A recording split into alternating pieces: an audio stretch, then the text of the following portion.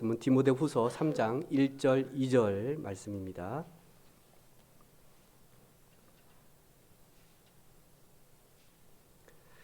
디모데후서 3장 1절 2절 말씀 우리 함께 읽도록 하겠습니다.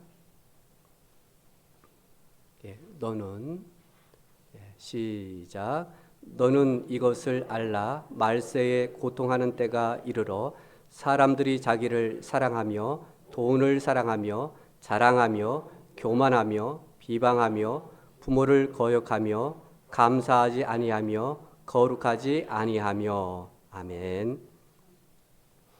요즘 인터넷 뉴스에 그 이슈가 되는 것들이 좀 몇 개 있는데 그 가운데 보니까요, 아마 여러분들도 이걸 보면서 좀 이거 좀 심하다 뭐 그런 생각을 가지실 거라고 생각이 되어지는데요. 지난 3월 그 자신의 미용실 우편함에 전단지를 넣었다는 이유로 70대 그 할머니의 그 무릎을 꿇게 한 미용실 사장 이야기 여러분 들으셨죠? 뭐 결국에는 사과를 했다고 합니다. 이런 걸 보면 우리가 참 말세다라는 그런 생각을 또 가져봅니다. 또 코로나 변이가 계속 되어지고 있어요. 뭐 처음에는 뭐 하다가 지금 요 며칠에는 지금 남아공 쪽에서 그 오미크론이라는 뭐 또 어떤 분은 이것은 지금 코로나 이후의 변이 가운데 가장 참 위협적이다. 그런 이야기도 지금 하고 있습니다. 아마 우리나라 뭐 조선 시대 때 이런 말들을 들었으면 이거 말세다 이렇게 하지 않을까 생각을 또 해봤습니다. 오늘 말세에 대해서 바울의 경우는요 좀 더 긴박감을 주는 그런 내용들을 보게 됩니다. 오늘 우리가 디모데후서 말씀을 보는데 그 전서에 보면은요 4장 1절 중반절을 보시면 후일에 어떤 사람들이, 이 말은 후일이라는 것은 이제 얼마 있지 않으면 나라는 거죠. 그게 어떻게 보면 말세라고도 볼 수 있어요. 후일에 어떤 사람들이 믿음에서 떠나 미혹하는 영과 귀신의 가르침을 따를 것이다 라는 그런 말씀을 하고 있습니다. 이것은 어떻게 보면 좀 더 말세에 대한 긴박감을 주고 있어요. 이런 일들이 이제 곧 있게 될 것이다 라는 그런 말씀입니다. 그리고 말세는 이 초대 교회에서의 그 목회자들에게도 일반적인 그런 주제였기도 했습니다. 그 가운데 야고보서 5장 3절을 보면은요, 너희 금과 은은 녹이 슬었으니 이 녹이 너희에게 증거가 되며 불같이 너희 살을 먹으리라. 너희가 말세에 재물을 쌓았도다. 어느 정도 쌓았으면 이 금과 은이 녹이 슬겠어요. 사실 금과 은은 녹이 슬지 않는 거잖아요. 얼마나 이 창고 안에다가 계속 쌓아놨으면 그것이 녹이 슬었을까. 그 증거가, 그리고 불같이 너희 살을 먹으리라. 오히려 그것이 너희를 삼킬 것이다 라고 말해주고 있어요. 이것이 말세에 일어날 징조임을 우리에게 말씀해주고 있습니다. 이 말세라고 한다면 우리는 그 기간을 말세가 언제인가, 사실 지금 이 성경에서도 말세라고 하고 있고 오늘날 우리도 말세라는 이 용어를 써요. 그렇다면 이 말세의 이 기간은 언제인가 하는 거예요. 그럼 말세 지난 거 아니야? 뭐 아니면 말세가 아직 안 됐을까? 이렇게 생각해 볼 수 있는데요. 뭐 여러 이야기가 있는데 말세는 예수님의 재림 때까지 일어날 것임을 이 말세의 그 기간으로 보기도 합니다. 그래서 말세는 지금 또는 미래, 이것을 포함할 수 있다고 볼 수 있어요. 그렇다면 우리는 말세에 살고 있는 거죠. 1절을 보시면 이 말세에 관해서 너는 이것을 알라 이렇게 말해주고 있어요. 알라. 그러니까 말세에 대해서 지금 현재나 앞으로 일어날 일에 대해서 너희들이 그냥 세상과 담 쌓는 것이 아니라 너희들은 좀 유심히 보고 이게 말세의 현상들 징조인지 아닌지 너희들은 알기를 원한다라고 말해주고 있어요. 그것이 우리의 신앙 믿음과 전혀 관계가 없는 것이 아니라 아주 밀접한 관계를 말해주고 있어요. 그래서 우리는 세상을 떠나서 살 수가 없어요. 그렇다고 해서 세상과 등져서 아예 그냥 그렇게 살기를 또 원하지도 않습니다. 우리는 마음에 차라리 세상과 등지면서 사는 게 낫지. 뭐 산으로 가든 어디로 가든 그렇게 생각할 수도 있습니다. 그렇지만 사도 바울은 그렇게 말하고 있지 않아요.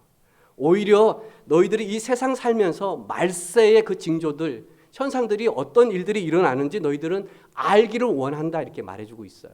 여기서 알라라는 이 말은요, 지금 너희들은 그것을 알아야 되고, 지금 알라라는 이 말은요, 우리에게 너희들 시간 되면 좀 알아봐가 아니라 명령하고 있어요. 너희는 알아야 된다. 명령하고 있어요. 그래서 우리는요, 우리도 하나님의 말씀을 알 뿐만 아니라 이 세상 돌아가는 이야기도 우리가 알아야 돼요. 그래서 어느 그 신학자는 이렇게 얘기했어요. 목회자를 향해서. 우리는 두 권의 책을 두 손에, 우리는 하나는 성경을 가지고 있어요. 하나는 신문을 들고 있어야 된다. 이렇게 얘기를 하고 있어요. 그렇다면 목회자는 그냥 성경만 계속 이야기하는 것이 아니라, 그렇다고 해서 세상 이야기만 하라는 것이 아니라 이 두 가지를 다 알고 있어야 된다는 얘기예요. 그렇다면 그것이 목회자뿐만 아니라 여러분도 마찬가지로 우리는 성경도 알아야 돼요. 그리고 세상도 알아야 돼요. 그래야만 우리가 이 말세 때에 우리의 신앙, 우리의 믿음을 지켜나갈 수 있다는 것입니다.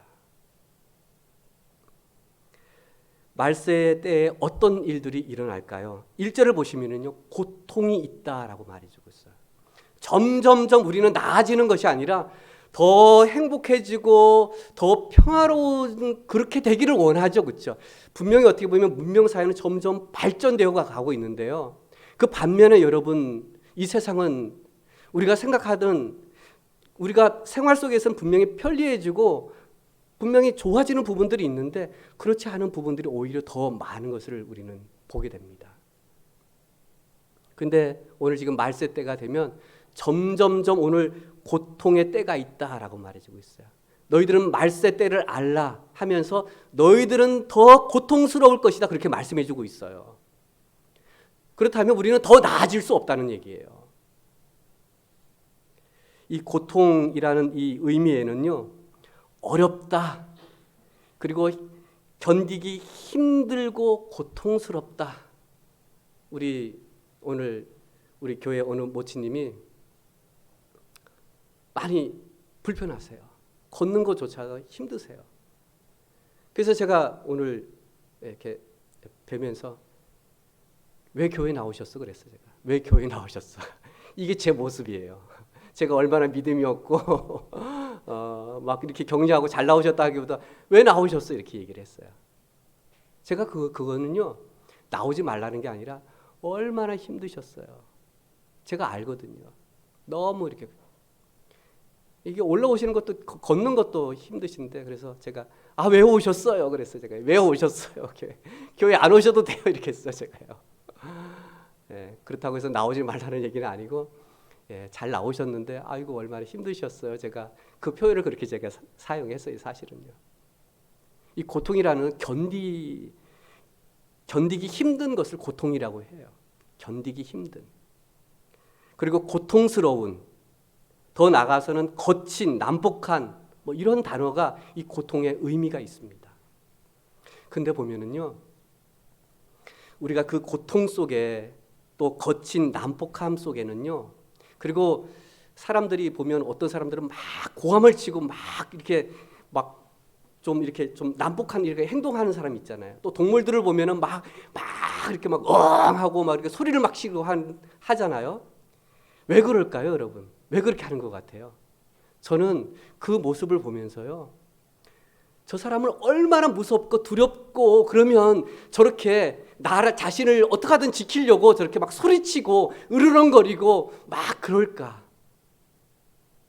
이 난폭함 속에는요, 너무 고통스럽게, 내가 너무 힘들고 두렵기 때문에 사실 그런 것들이 내 내면 속에 뭔가 내가 나를 지키기 위해서는 뭔가 나를 뭔가 해야 되는데 그런 것들이 난폭함으로 올 수도 있고요. 그리고 거친 말투나 행동으로도 드러날 수 있다는 얘기입니다. 이 고통이라는 이 단어를요, 마태복음 8장 28절에 보면은요, 이 고통을 이렇게 표현을 해주고 있어요. 예수님께서 건너편 가라다 지방에 가심에 귀신 들린 자 둘이 무덤 사이에서 나왔어요. 그때 예수님을 만나게 됩니다. 그러니까 귀신 들렸던 사람이 예수님하고 만났는데 어떤 일이 일어났냐면요. 그들은 몹시 사나워 아무도 그 길로 지나갈 수 없을 지경이었더라. 이것을 지금 몹시 사나워라는 이 말을 고통이라는 뜻입니다. 지금 귀신 들린 사람이 예수님을 만나니까 하나님을 알아본 거 아니겠어요? 몹시 사납다는 것은 얼마나 두렵고 도저히 앞에 대항할 수 없으니까요. 그리고 그 어떤 사람도 그 앞에 길로 갈 수 없었다고 해서 얼마나 난폭하고 얼마나 사납고 얼마나 무서웠으면 갈 수 없었을까. 그렇지만 그 귀신 들린 사람 그 마음에는 어땠을까요? 그 사나움이 뭐로 나왔을까? 여러분 생각해 보십시오. 그것은 두려움이에요. 두려움. 예수님을 만나기 전에는 그렇지 않았지만 예수님을 만나니까 더욱 사나워진 거예요. 더 난폭해진 거예요. 얼마나 그 마음에는 괴로움이 있겠어요. 지금 내 안에 귀신이 들렸어요. 지금 사악한 사탄의 그런 붙잡힘이 있었어요. 얼마나 괴롭고 힘들겠어요. 그 어둠 속에, 그 두려움 속에. 그러니까 지금 이 사람이 할 수 있는 것은 사나움으로 표출되어졌다는 얘기입니다. 이게 바로 어떻게 보면 고통이에요. 그렇다면 말세에는 어떤 일들이 일어날까요? 그 첫 번째 우리 함께 읽어볼까요? 다 같이 시작. 그릇된 대상을 사랑한다. 그릇된 대상은 무엇일까요? 2절을 보시면 사람들이 자기를 사랑하며 사람들이 뭘 사랑한다고요? 돈을 사랑하며. 이 두 가지 다 있는 거 아니에요? 예, 있어요. 근데 여기에 사랑한다는 이 말은요. 우리가 나 자신을 사랑하지 말라는 말이 아니에요. 사랑하는데 어느 정도 이 사랑하게 되면 이 도가 지나치는 거예요. 이 사랑하며 자기를 사랑하며 이 말은요. 지나치게 자기에게 집중되는 것, 자기의 이기적인 그런 사랑이에요. 다른 사람은 안 보여요. 남이 뭐 하면 딱 이렇게 하고서 나만 딱 이렇게. 너무 이기적인 집착적인 이런 사랑. 이게 병이라고 하잖아요. 그렇죠? 너무 이렇게 하면 이런 사랑을 지금 말해주고 있어요. 이것은 나를 사랑하는 것이야. 이것은 그릇된 사랑이라고 말해주고 있어요. 또한 더 나아가서는 돈을 사랑하며 라는 이 말씀도요. 뭐 돈을 벌지 말아라. 부자가 되지 말아라. 가난해져라. 그런 말이 아니라 오늘 이 말은 뭘까요? 너무 돈에 집착하지 말라는 거예요. 돈에 너무 얽매이지 말라는 얘기예요. 여러분 돈을 저도 좋아해요. 그렇지만 너무 돈에 집착하거나 너무 자신에 대한 사랑에 집착하게 되면 여러분 어떻게 될까요? 우리 누가복음 16장 14절을 보시면요. 한번 읽어볼까요? 바리새인들은 시작. 바리새인들은 돈을 좋아하는 자들이라 이 모든 것을 듣고 비웃거늘. 바리새인들 그 당시에는 종교 지도자들이었어요. 오늘날 말하면 목회자들이에요. 근데 이 바리새인들이 뭘 좋아했다고요? 돈을 좋아하는 자들이었다. 돈을 사랑했어요. 어느 정도 사랑했냐고요? 이 모든 것을 듣고 비웃거늘. 이 모든 것을 듣고 비웃었다는 누구의 말을 듣고 지금 비웃었을까요? 예수님의 말씀을 듣고 비웃었어요. 이런 거랑 마찬가지예요. 여러분 이렇게 어려울 때에 기도하십시오. 하나님이 도와주실 겁니다. 근데 바리새인들은 야, 돈 있으면 기도 안 해도 돼. 내가 해결해 줄게. 우리도 그럴 때 있잖아요. 없을 때는 하나님께 기도하고 막 하는데 이제 돈이 있어요. 그 다음부터는 어떻게 되죠? 이거 돈으로 해결되니까 기도 안 해도 돼. 그러면서 어떻게 해요? 예수님, 나 그거 내가 해결할 수 있어요. 예수님 그만두세요. 기도 응답 안 해줘도 돼요. 저 다 할 수 있어요. 돈만 있으면요. 이렇게 우리도 예수님을 비웃을 수 있다는 얘기예요. 예수님 이거요.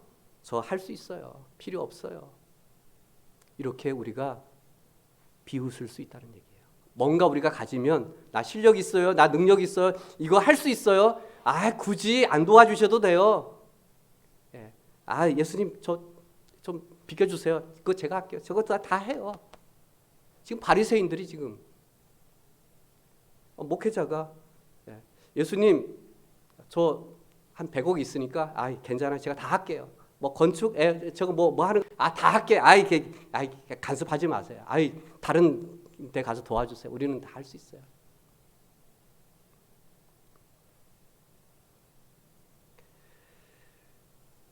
우리가 돈을 사랑하고요, 자기를 사랑하고 집착하게 되면은요, 예수님이 아무것도 아닌 거예요. 이렇게 비웃을 수 있다는 얘기입니다. 우리가 그릇된 대상을 사랑하게 되면 예수님조차도, 우리의 신앙, 우리의 믿음조차도 그냥 보잘것없는 것으로 여길 수 있다는 얘기입니다. 그래서 세상 사람들이 뭐예요? 뭐 교회 나면 밥을 주냐 뭘 주냐 그렇게 얘기하잖아요. 그거예요. 그거라고요. 나 그거 열심히 일하면 나 벌 수 있어. 나 배 채울 수 있어. 그렇지만 교회 나가서 예배하고 뭐 한다고 해서 너 뭐 해줘. 이렇게 얘기하는 거죠. 비웃잖아요. 바로 그릇된 대상을 우리가 사랑할 때에. 세상 사람들은요, 자기 사랑하고 재물이 있으면 그거 나 가지면 나 다 돼. 이런 세상에 우리가 살고 있다는 얘기입니다. 이런 자기 자신에 집착하고 돈에, 물질에 집착하게 되면 이 사회가 여러분 제대로 세워질 것 같습니까? 그렇지 않습니다. 오히려 붕괴되고요. 또한 이 돈이 그리고 물질이 만능주의에 살고 있다면 도덕적 부패는 어떻게 되겠습니까? 돈이라는 게 있으면 수단 방법을 가리지 않고 여러분 취하지 않겠어요? 그죠? 부패는 말할 수 없을 겁니다. 또 이웃을 향한 사랑을 베풀 수 있을까요? 나만 사랑하면 되는데 다른 사람은 필요 없는 거예요. 나 중심, 이기적인 그런 사랑. 나만 사랑하면 되지. 나만 잘 되면 되지. 이웃에 대한 사랑은 있을 수 없을 것 같지 않습니까? 무엇보다도 하나님을 향한 사랑을 할 수 없을 겁니다. 내가 먼저 사랑. 그리고 내가 가장 가까이 있는 돈을 사랑하는데 하나님 그 사랑은 두 번째, 세 번째 아니면 마지막이 될 수 있지 않을까 싶습니다. 우리 디모데전서 6장 10절 말씀을 보시면요, 돈을 사랑함이 일만하게 뿌리가 되나니 이것을 탐내는 자들은 미혹을 받아 믿음에서 떠나 많은 근심으로써 자기를 찔렀도다.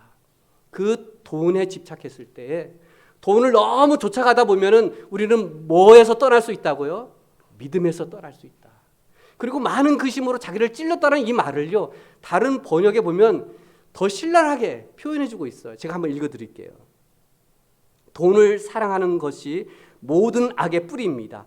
돈을 따라 다니다가 길을 잃고 신앙을 떠나서 결국 격심한 고통을 겪는 사람들도 있을 것입니다. 여기에서 지금 많은 근심을요, 이 번역은 격심한 고통을 겪게 될 것이다. 그 돈에 집착한 그 결과, 그리고 돈을 따라다니면서 길을 잃고 인생을 잃고 신앙을 떠난 그 결과, 그 사람의 마음에는 행복이 아니라, 평안이 아니라 오히려 격심한 그 고통을, 그 괴로움을 안게 될 것이다. 그렇게 우리에게 경고해 주고 있어요. 바로 그릇된 우리의 그 사랑이 이렇게 나를 고통스럽게 할 수 있다는 사실을 우리는 기억해야 합니다. 두 번째, 말세의 현상들, 어떤 일들이 또 있을까요? 우리 그 두 번째 한번 읽어볼까요? 다 같이 시작. 과도한 자만심을 드러낸다. 말세의 현상들 가운데 하나는요, 과도한 자만심을, 자신을 드러내는데 2절을 보시면 그것을 자랑한다는 것은 허풍을 떼는 거죠. 그렇죠? 막 어떡하든 막 교만한다는 말은요, 긍정적으로 얘기하면 그 사람은 탁월한 거예요. 교만한 사람은요, 여러분 뭐 없고 뭐 좀 못나고 하는 사람이 교만한 사람 여러분 봤어요? 대부분 그 사람들은요, 나도 뭐 아무것도 없으니까 말도 안 해. 가만히 있어요. 그렇지만 여러분, 있는 사람이요, 실력 있는 사람이요, 사회적인 지위 있는 사람이 어떻게 해요? 나 이런 사람이야 하면서 어떻게 해요? 거만스러웠죠. 나 능력 있어, 나 실력 있어, 나 이런 사람이야, 이렇게. 그러니까 어떻게 해요? 드러내는 거예요. 이렇게 드러내는 거예요. 교만은요, 긍정적으로 본다면 저 사람 실력이 있어. 저 사람 잘난 사람이야. 그렇지만 그거 도가 지나치면 우리는 어떤 단어를 쓰냐 하면은요. 거만하다 이렇게 쓰죠. 거만하다. 그죠? 저 사람 거만해. 그러니까 거만한 사람은요. 뭐 없는 사람은 거만할 수가 없어요. 뭐 아무것도 없는데. 있는 사람이 거만스러운 거거든요. 있는 사람이 어떻게 말을 하잖아요. 나 뭐 이렇게 주장하고 막 하잖아요. 없는 사람, 야, 니나 잘해 이렇게 얘기하잖아요. 말세의 현상들 가운데 하나는요, 과도한 자만심을 드러냅니다. 막 드러내요. 여러분 그렇게 교만하고 이러한 사람들 그 입에 그 언어는 어떨 것 같습니까? 오늘 비방한다고 그랬죠. 악한 말을 하고 중상하는 말, 비난하는 말, 독석하는 말, 이런 말들을 하게 된다는 얘기입니다. 결국은 자신의 모든 것들을 지금 자신의 그 자만심, 뭐 좋게 얘기하면은 나 탁월해, 나 능력 있어, 나 이런 사람이야, 이런 것이 결과적으로는 과도한 자만심을 드러낼 수 있다라는 사실입니다. 이런 사람들은 여러분 다른 사람들에 대해서 어떻게 할까요? 예, 여러분 겸손할까요? 안 그러겠죠? 어떡합니까? 나 있고 뭐 하는 사람들은 어떡하죠? 막대하죠, 그렇죠? 무시해요. 예, 없는 사람이 무시 못합니다. 있는 사람이 무시하잖아요, 그렇죠? 뭐 내놓을 것도 없는데 뭐 어떻게 내가 무시하겠어요? 있으니까 내세우는 거죠. 그러면서 어떻게? 야, 너 그것도 못해? 야, 응? 이런 식으로 무시하죠. 또 무리하게 대하죠, 그렇죠? 그리고 어떻게 해요? 자기 자신이 특별하다고, 자기 자신이 중요하다고 의식이 지나칩니다. 나 없으면 안 돼, 이런 식이죠. 이런 자신의 이 과도한 자만심을 드러낸다는 얘기입니다.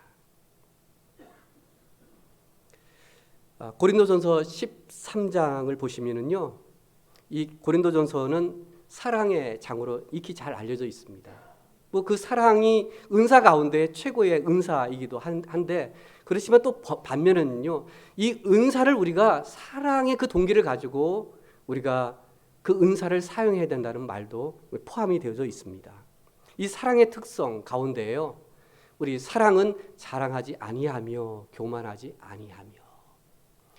사랑, 그 사랑의 특성 가운데 하나가 자랑하지 않는 것, 교만하지 않는 것.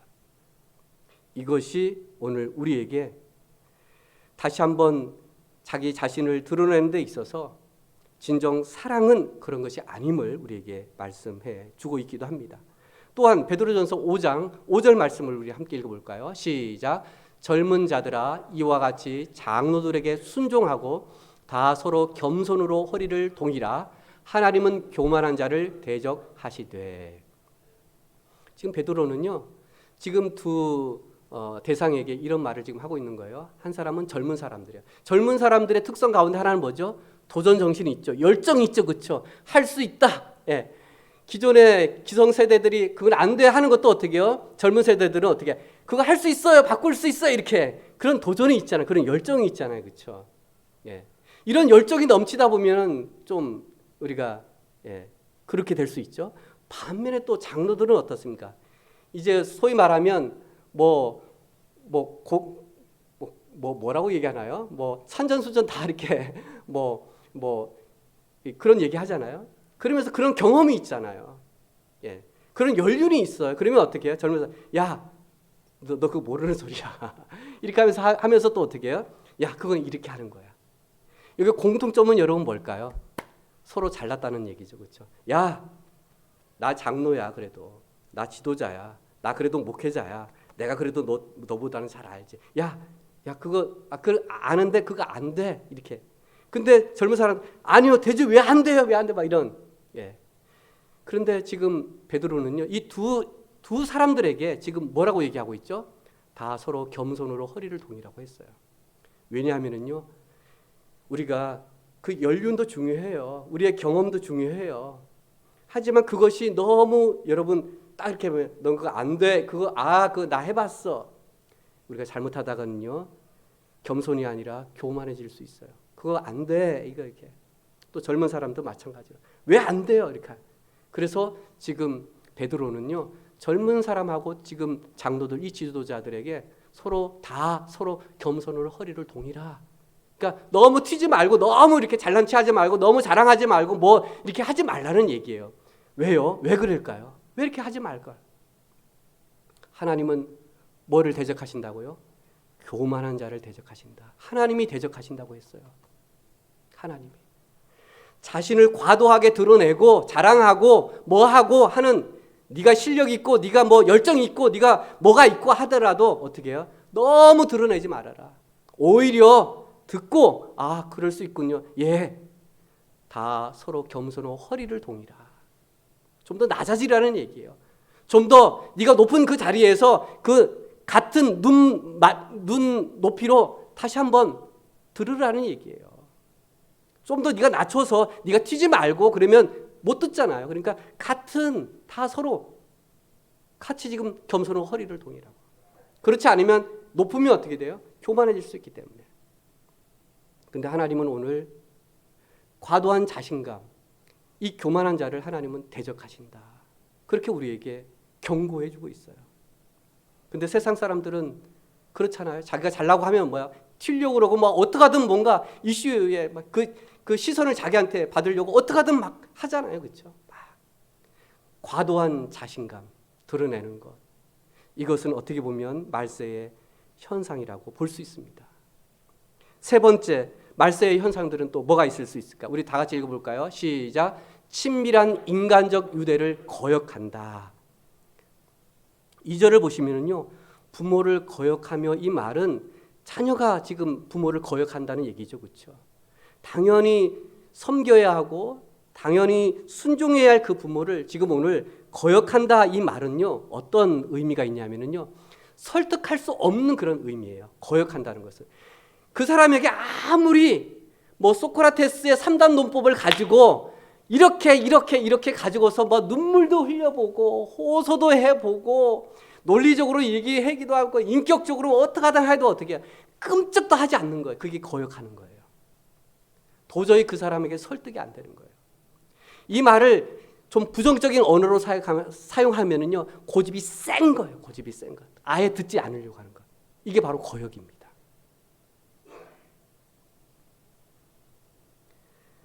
여러분, 자녀가 부모를 거역하게 되면 여러분은 어떻게 될까요? 자연스럽게 부모님의 말씀에 순종하지 않게 되겠죠. 그렇죠? 그 가정이 가정으로 세워질 것 같습니까, 여러분? 그 가정이 건강하게 그 가정이 잘 이루어질 수 있을 것 같습니까? 어떻게 보면 부모와 자녀는요, 혈연 관계입니다. 뗄 수 없는 그런 관계예요. 근데 여기에서 이런 거역하는, 부모님께 불순종하는 이러한 일들이 생긴다면 이것은 오늘 바울은요, 말세의 징조다라고, 어떻게 보면 가장 가까운 그런 친밀한 인간적인 그런 유대의 그런 관계를 맺어야 할 이 관계가 깨어지는 것, 이것이 말세의 현상이라고 말합니다. 제가 아는 20대 청년으로부터 제가 들은 말이에요. 그 말을 듣고서 제가 참 마음이 아팠어요. 그리고 그 사연을 들어보니까요, 한편으로는 이해가 되기도 하고 한편으로는 너무 제가 마음이 아팠어요.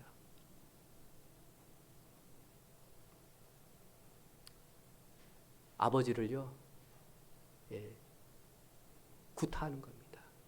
때리는 거예요. 폭행을 하는 거예요. 아버지를.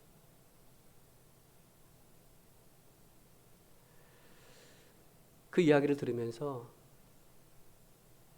제가 물어보려고 했어요.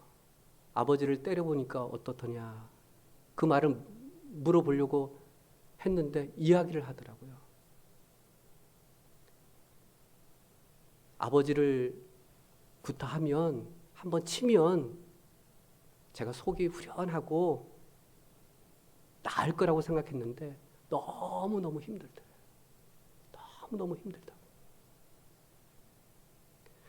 오늘 이 말세의 현상 가운데에 너희는 이것을 알라 하면서 그것이 고통의 때라고 했잖아요. 지금 아버지를 내가 이렇게 했지만 너무너무 고통스러운 거예요. 왜 그렇게 고통스러우냐 얘기를 했어요. 그랬더니 내 주변에 내 가족 가운데 가장 나를 사랑하는 사람이 아버지라고 얘기하더라고요. 그러니까 아버지를 자기가 이제 어릴 때는 어떻게 못했지만 이제 청년이 되고 이제 힘이 세니까 어떻게 해요? 이제 아버지는 부모님은 이제 힘이 약해지잖아요. 등치가 나보다 더 커요. 한 100kg 나가는. 그 아버지를 한번 친다고 생각해 보세요. 근데 자기가 가장 사랑하는 그 아버지를 자기가 이렇게 주먹으로 하는 거예요. 근데 자기는 너무너무 힘들대요. 당연히 어떻게 보면 힘들죠. 가장 밀접한, 나를 가장 사랑하는 그 아버지와의 관계가 너무너무 힘든 거예요. 너무 행복해야 되고, 너무 좋아야 되고, 그래야 되는 가정인데, 그 가정에는 너무너무 고통스러운 거예요. 말세의 현상들 가운데에는 이런 일들이, 여러분 처음 듣는 얘기 아니잖아요. 그렇죠? 그래서 저는 직접 들으니까요. 마음이 아프더라고요. 제가 아프더라고요. 제가.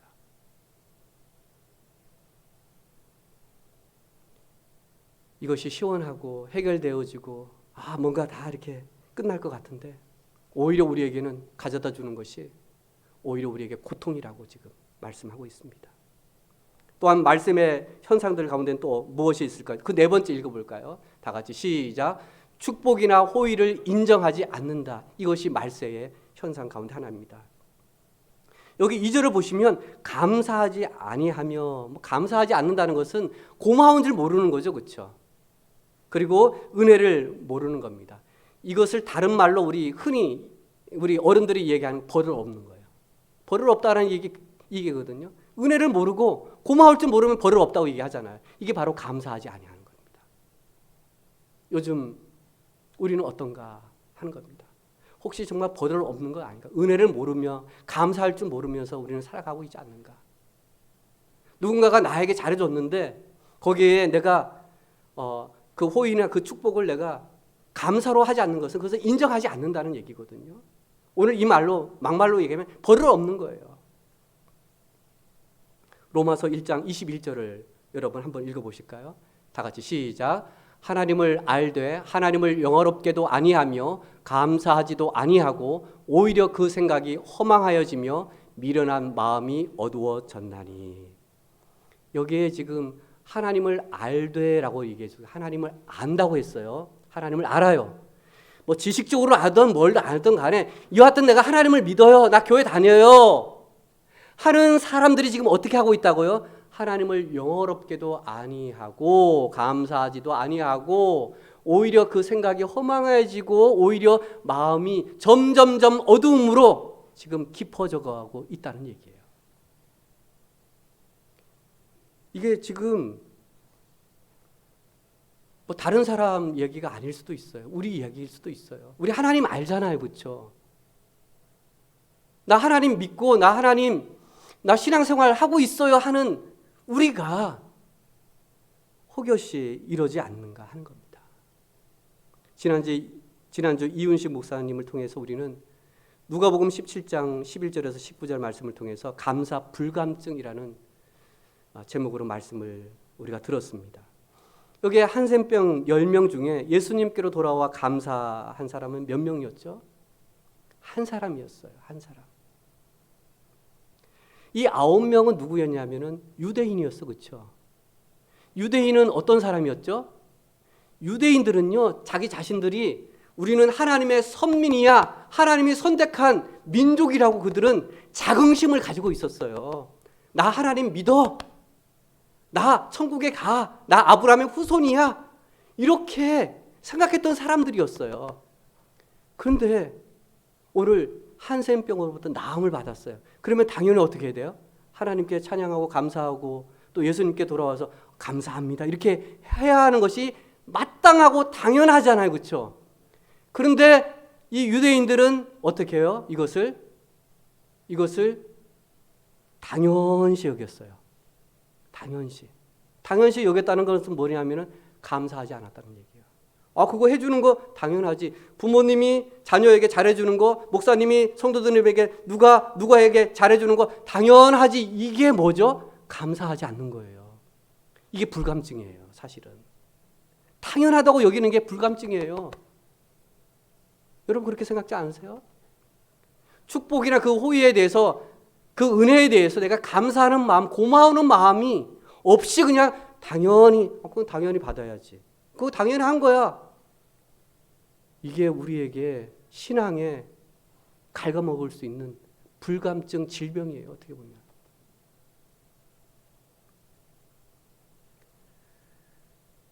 우리도 혹여 당연시 여기고 또 감사에 우리가 소홀히 하고 있지는 않은가, 한번 우리 자신을 돌아볼 수 있길 바랍니다. 마지막 말세의 현상들은 또 뭐가 있을까요? 우리 5번째 한번 읽어볼까요? 다 같이 시작.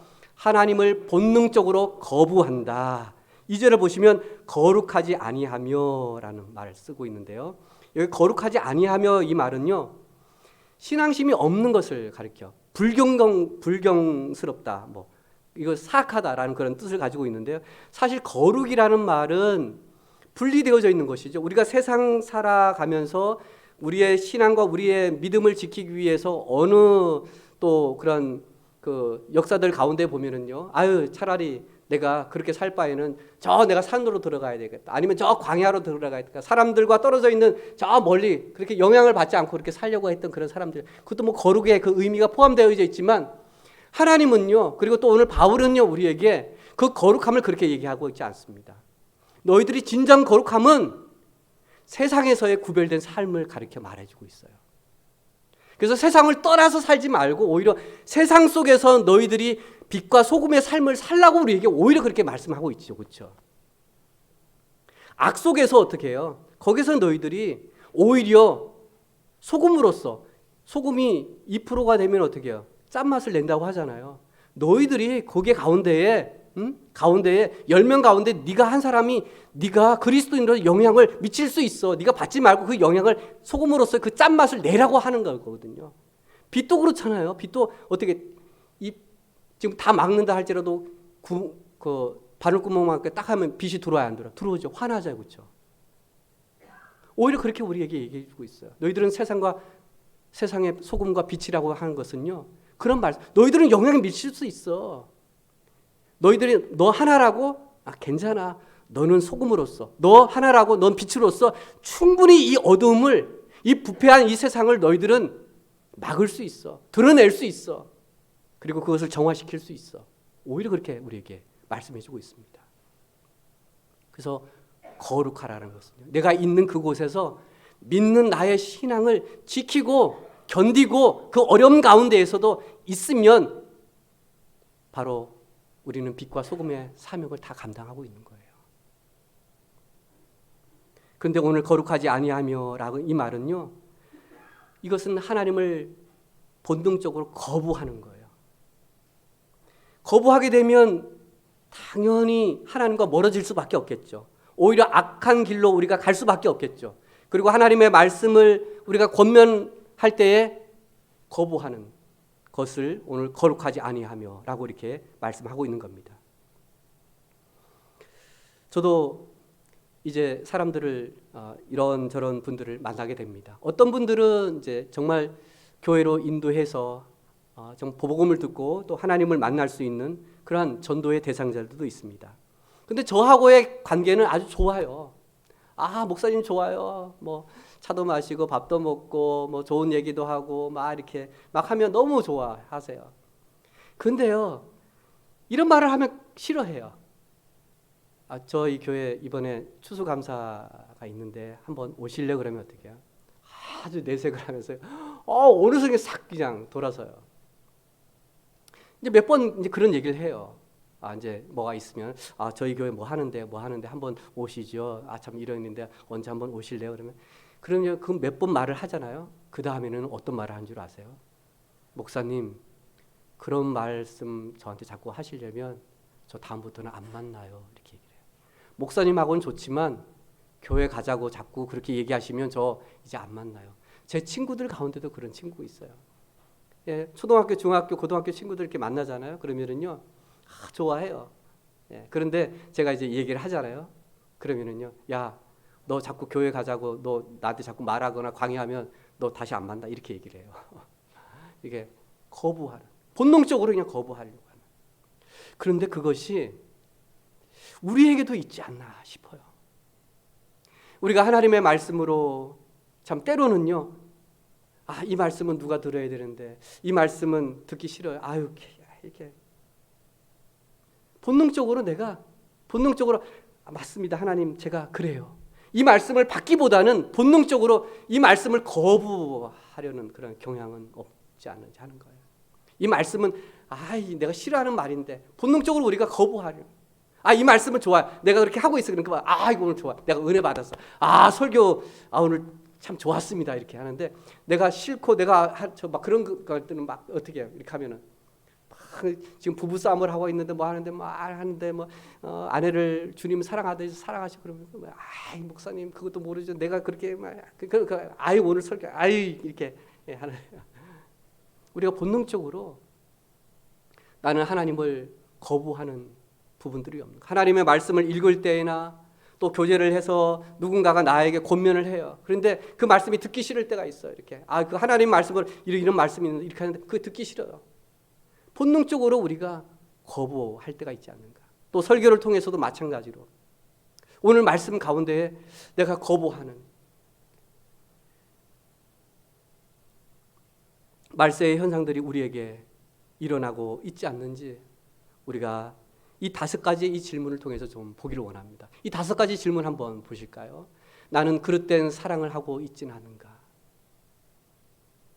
나는 혹여시 나만 아니면 나는 혹여 모든 것들을 해결을 줄 수 있는 그 무엇 그릇된 대상 하나님이 아니라 그 어떤 대상을 내가 더 사랑하고 집착하고 있지 않는가 하는 거예요. 그것이 어느 때는요 자녀가 될 수도 있어요. 어느 것은요 내 어떤 성공이 될 수도 있어요. 그 어떤 것이 하나님 외에 그 어떤 집착된 그런 사랑이 있다면 그것은 그릇된 사랑이 아닐까요? 나는 과도한 자만심을 드러내고 있지 않는가? 나 자신에 대해서 너무 자랑하고 뭐하고 나는 할 수 있어. 할 수 있어. 이제는 하나님 나 할 수 있어요. 하나님까지도 비웃을 수 있는 하나님 이제 괜찮아요. 나 할 수 있어요. 하나님 기도하지 않고 하나님 의지하지 않고 그렇다면 우리는 나 자신에 대해서 과도한 자만심에 빠져 있지 않은가 하는 거예요. 나는 친밀한 인간적 유대를 거역하고 있지 않는가. 가장 가까이 지내야 할 부모와 자녀, 부부 간에 정말 친밀한 유대 관계를 가지고 있는가. 또한 나는 축복, 호의를 당연히 여기고 있지 않는가. 당연해. 그거 나는 하나님을 본능적으로 거부하는 면이 없는가. 어느 면은 내가 수용하지만 어느 면은 내가 하나님 그거 안 돼요. 못 해요. 이것은 내가 해야 돼요. 이렇게 우리가 거부하고 있지 않는가 하는 겁니다. 이런 것이 있다면 다시 한번 하나님 제가 이 말세에 살아가면서 그리스도인으로서 그리스도인답게 우리 새 사람 교회답게 우리 교회가 정말 이 말세 때에 이런 교회, 이런 성도, 이런 가정 되게 해달라고 다시 한번 이 시간 잠시 기도하는 시간 갖길 원합니다. 오늘 주신 말씀을 가지고 우리가 함께 잠시 기도하도록 하겠습니다.